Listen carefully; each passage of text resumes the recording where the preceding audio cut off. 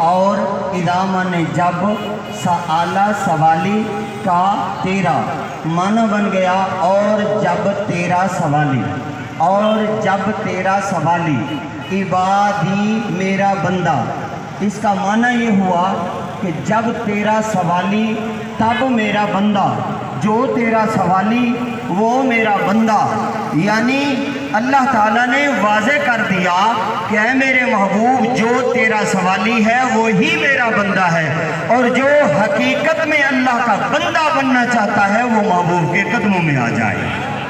وہ محمد عربی کے قدموں میں آ جائے۔ تو اگر آپ چاہتے ہیں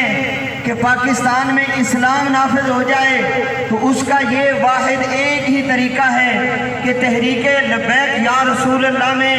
شامل ہو جائیں۔ تحریک لبیک یا رسول اللہ پاکستان یہ ایک ایسی جماعت ہے پاکستان کے اندر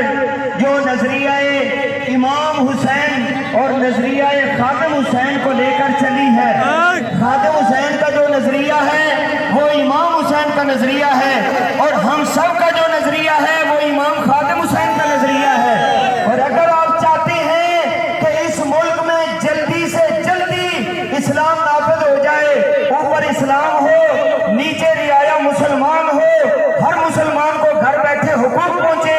اگر آپ یہ چاہتے ہیں کہ پاکستان جس مقصد کے لیے بنا تھا، اور ایک بات یاد رکھ لیں، کچھ حضرات کہتے ہیں کہ دو قومی نظریہ تو ایسے ہی تھا۔ میں نے کہا اگر دو قومی نظریہ ایسے تھا، اگر دو قومی نظریہ ایسے ہی ہے تو مجھے بتائیے پھر پاکستان کا مطلب کیا، لا الہ الا اللہ کا کیا مطلب ہے؟ دو قومی نظریہ ہمیں چیخ چیخ کر بتا رہا ہے اگر یہ پاکستان کا مطلب کیا، پاکستان اسلام کے لیے نہیں بنا تھا تو پھر ہندوستان ہی ٹھیک تھا، پھر ہندوستان میں ٹھیک تھے۔ اور بعض لوگ کہتے ہیں کہ